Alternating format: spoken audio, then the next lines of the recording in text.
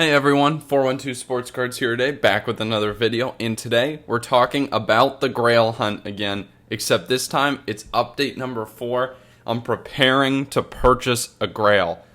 Came a lot earlier than I thought it would. Obviously we downgraded our Grail from that true Crosby RPA, that was out of reach. At the current moment, 2 cards up on eBay I deem potentially worthy of the Grail Crosby rookies that don't come up often, that I'm super excited about trying to pursue one and snag it. It's been a couple months now on the hunt. I feel like I'm in a position to make a play on them, and let's get into it. Let's get into where we're at and some of the issues that I'm facing on this Grail hunt, and hopefully, some information that can help you out as you think about hunting your own Grails. First of all, got to rep the Grizzlies. It's game day today. I'm recording this on Wednesday. Hopefully, by the time you're watching this, we have won our game against the Spurs, but we will see. So, status of the Grail hunt. Sorry, I had to do that.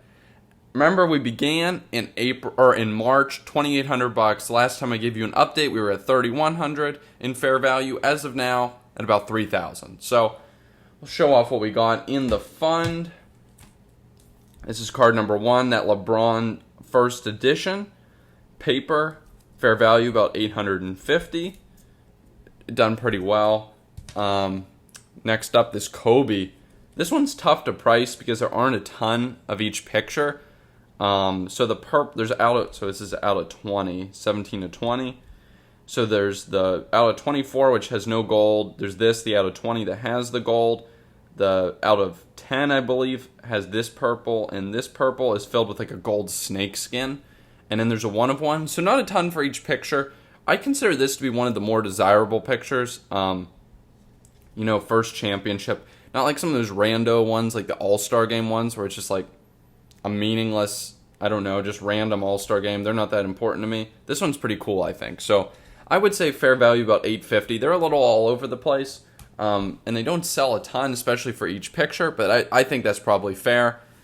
Up a little bit on that, at least in my approximated value. Next up, this one has hurt the fund. Purchased for $900, worth about $700. This Zion courtside. Probably, we'll get into some of this a little bit more later. I still like this card, but yeah, definitely dragging down the fund. And then the cash position, sitting at $592. We had $266. The last update, additional $326 from a sale within the fund. So overall, look at the performance. It has not been great. The stuff I've bought, though, has weathered the storm in this card market pretty well. I mean, we've seen a ton of stuff getting hit hard. We're still up since March, which, especially if you're only operating in basketball like I am, can be easier said than done. So, a little proud of that we've at least retained value, whereas a lot of stuff has lost a ton of value since then. So, happy about that, but let's take a look. Where are we from a cash standpoint? And I'll give you a card to look at here while we talk. As it stands right now, even a complete liquidation of this fund does not give me enough cash to buy either card. So we'll be needing to sell off other cards as well. I severely underestimated how hard it was going to be to make this play for a Grail that kind of pushes the budget but doesn't come up that often, so you want it. You want to get it while it's there. With all this said, I'm facing a couple main hurdles that I'm going to get into, talk a little bit about, and hopefully for your benefit. Hopefully they help you out when you're on your own Grail chase. So, without further ado, we're going to get into it. But hurdle number 1, we're going to be talking about attachment to cards in the Grail hunt. Yes, that is a very real issue. Someone in the comments told me about that. They're like, well, you're going to get attached to these cards you're buying for this Grail hunt. And I was like, no, but definitely am, because this Kobe, man, I don't want to sell it. It's not something that comes up that often. It's something I think is really special and really cool to hold just for a long time. I think it should retain value pretty well. It's a cool one. I actually want to get a second one. I want to get him with the second championship, where he's wearing that jacket that he's wearing in that famous picture in like the locker room when he's like sad and like hunched over the trophy. I want to get that one too. So I don't really want to sell this, which is a hold up to the Grail Hunt Fund, because, this is like $850 I could get for the fund. Before I get into any more analysis kind of this point, drop a like, drop a sub, if you're new to the channel, if you like the content I'm putting out. Let me know in the comments how I'm doing. I really appreciate that. Your likes is what gets my videos out to more people, and I appreciate you guys supporting my channel in that way. But we'll get back on topic here. This is a little rant about the whole idea of this Grail hunt. So I think a lot of people kind of make this Grail hunt out to be something you're obligated to do. Well, you have an obligation to consolidate your collection, and you're going to get the best card you possibly can. You're going to call it your Grail, and you're going to be happy, and your collection is going to be so much better for it. Well, that's not for everyone. I mean, if for me to get this Crosby, you said, okay, well, you're going to have to sell that Sign of the Times Crosby. You're going to have to sell that second-year Crosby. You're going to have to sell this Kobe, and you're going to have to sell a couple other Crosby patch autos. I don't think I'd do it. I like having a bunch of different cards that are special in their own ways and to enjoy my collection in that way. It's not for everyone just consolidating everything into one card. I mean, maybe that's some of the collector in me, but I think that's something that a lot of you guys deal with. And you got to think about it. Is it worth giving up the cards to get that Grail? Would you trade them all? Would you be comfortable trading them all? Think about it that way, even if you're selling them. Would I trade these things for that one card? For me, pursuing the Grail is something really satisfying if I can give up lower dollar cards that I don't care about as much, or higher dollar cards I don't care about as much. Hate to say it, but this card, it's just not my favorite. Stuff like that, you can consolidate that into an awesome Grail that doesn't come up that often. Now, those are plays that you can be really excited about, and that's what I'm hoping to do with this Grail hunt. But as far as attachment goes, we got the least with this LeBron, the most with this Kobe, probably middle with this Zion, just because it's my only Zion card. So I kind of want to keep it. But side note, there's stuff that these are my least favorite. I don't like this as much because I already have some other cool paper LeBrons that I really like this, which is my favorite one. I probably, just fun fact, I want to get a Marc-Andre Fleury Young Guns because it's the same year, same design on the back as this LeBron. Would be kind of fun to pair it with. Probably get it in PSA 8 for decently affordable, but Fleury's killing right now, so his prices are probably high. But yeah, so that's kind of where we're at on terms of attachment. Something very real, something you need to be aware of. Something that, maybe sticking to stuff that's a little bit more liquid in your Grail hunt can help with because you won't get as attached. But also it's the stuff that's less liquid is what helped me retain value while the market was down. So anyways, hurdle number 2 is you need to be willing to sell from other areas of your collection. I said it before. I don't have enough in the Grail fund to pay for this. So that means I got to take a look at the collection box again, get it out, decide what cards in there I could be comfortable parting with. The stuff I looked at first is obviously the stuff that maybe is a little, I think is going to be headed down in value, is a little higher in pop, stuff I could buy back. Obviously, ones that are worth a sizable amount of money, too.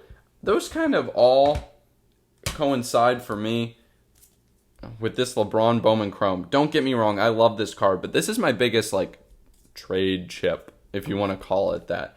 That MJ Fleer is kind of in that same ballpark. It's stuff that I would just be... It's pretty liquid. I'd be very okay moving if it was for the Crosby Grail. Otherwise, I don't really care to move it at all. Stuff like this, definitely you need to be pulling out, considering. There's stuff, though, in my collection that's untouchable. I mean, these Crosbys, my Jackie Robinson, my Hank Aaron, my Kobe auto. You've heard me talk time and time again about those. They're centerpieces of my collection. But you can't only just look at your big cards. Sometimes it helps, and it's really satisfying to kind of trim the fat off your collection. So, what about maybe I should sell some of my Luka stuff? So, let me get it up here off my floor. I've got these 3 Lukas. So, I got this certified out of $2.99, this Elite Series Black Box from Chronicles, and then this Revolution PSA 9. See, this is where it gets tough, because I look at this card. I don't know what this is worth. I'll guess 150 maybe. $150? Does that sound about right? But this is an awesome looking card, in my opinion. The back is sweet. The front looks cool too. It's one of my favorite... I mean, the design is better than both of these, in my opinion. But also, there are so many out there. And, like, don't hate on me for saying this, but I think this is a type of card that's still overvalued. I don't know. I just don't see how this should be worth $150. That's just me. Awesome card, and I love it, but it gets tough when you're, trying to raise money and you look at stuff like this, you're like, seems overvalued by a little bit to me, and it's something you also really, really like, but you would be selling it to buy something you really like. Those are where it gets tough. Another thing, I gotta be looking at my other PCs, right? Like, maybe I fund this with some sales off of my other PCs. Jaren Jackson is the big one there. I got this, like, Optic Holo PSA 9. Prism Silver PSA 9. I mean, both cards that I would not consider the best of the best, but, like, I like the way they look, and they're fun for me to have as a collector. I would not sell this second year, this game used patch auto from Immaculate, but, like, I also have a courtside PSA 10 coming back from grading. Maybe even though that's something that's rarer and more valuable, it doesn't look as cool as these, so maybe that's something I sell to raise some funds. Being willing to sell from, parts of your PC to help fund it, that's important. And obviously selling is a tough process, you guys. It's something that only gets harder as you refine your collection, because you've gone through the box so many times, right?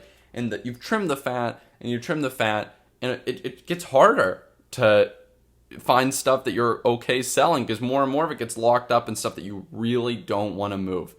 And I think that's the sign that you have a good collection, though. So, anyways, we'll get into hurdle number 3, which is by far the most confusing and toughest aspect of what I've been involved in thus far. It's the timing of everything. So both of these are on auction, and the one I want less ends before the one I want more. Ideally, you'd have that kind of flip-flop, so you could, like, get the one you wanted less if you didn't get the big one. I don't think I'm going to end up pursuing the one I want less first, unless it was, like, super cheap, but, like, even then I don't know, because when you're kind of spending this much money on something, and you're putting that much of your collection into it, you want to get something that you really like. You don't want to get something that people are just telling you is, like, a big card, and this is what the hobby likes. You want to get something that you really like, because you're putting all this effort into it. You want to get something that's special to you.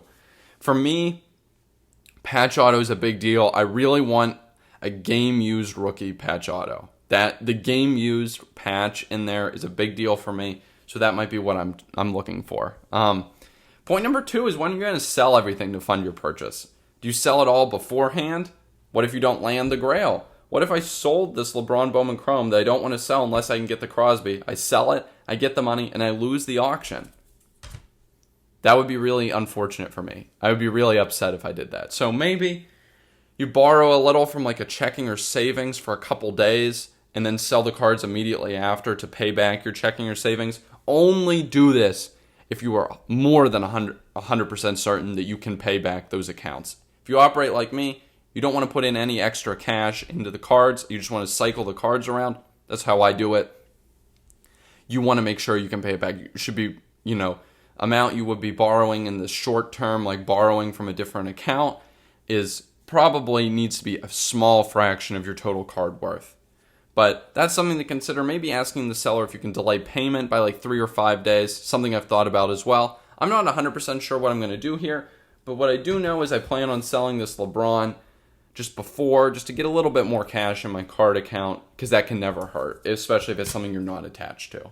So, in conclusion, there's so much effort that goes into pulling off a trade or an acquisition of a big card. And I think a lot of these steps and a lot of these concerns are applicable, even if you're looking at a $100 to $200 card. If that's a big card for your budget, you'll have all these same questions about timing, about what can you sell, what am I okay parting with.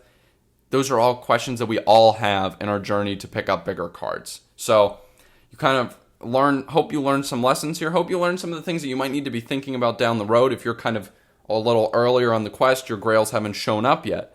So that's something to be thinking about. I'll keep you updated, probably about 2 weeks, maybe till we have an update on this, just because, we got to wait for a week or so for the auctions to end, and then if I get it, I'll wait for it to come in. But yeah, hope y'all enjoyed this one, and I'll catch y'all next time.